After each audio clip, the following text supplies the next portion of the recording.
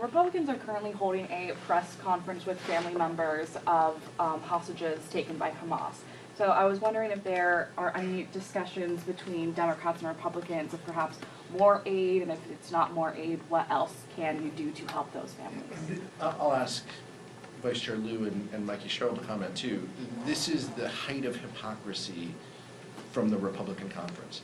They voted for a package that left out humanitarian aid just last week.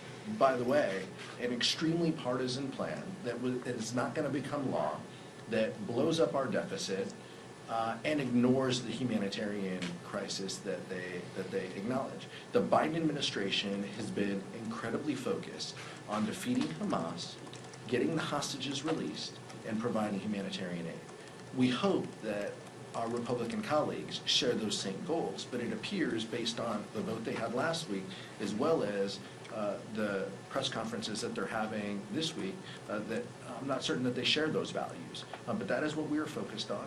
That is where we feel the policy should guide us toward, and we welcome them to engage with us in a bipartisan path that meets those objectives.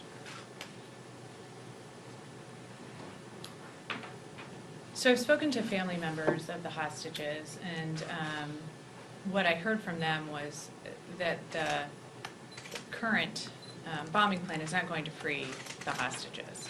I'll tell you that's why I requested a humanitarian pause so we can come up with a plan. I've also spoken to our special operators. I think the casualty numbers that we would see in attempts to rescue the hostages are very high, incredibly high, and you know, at the end, we're not sure if they would get a live hostage freed at that time. So there's a lot of concerns about how we're going to do this.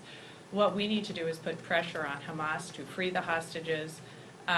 We need, I think, to bring in our partners in the region, partners like Egypt and Jordan and Saudi Arabia and others, to put this pressure on and determine the best path forward and how we are going to both end Hamas's rule in the region, get rid of them, make sure that we get the hostages freed, and also come up with the future path forward that is going to bring more peace and stability in the region. So again, you know, I think when we're talking about what's going on here in this country, we need to make sure people understand how the phrases that they use have power and the words that they use have power. A river to the sea plan does not include the state of Israel. That's a non-starter. I think that we need to work towards understanding how we get to a more stable situation. Netanyahu's very problematic in all of this, and I think that's why you've seen some pushback from the president saying that Israeli oversight over Gaza in the future is problematic.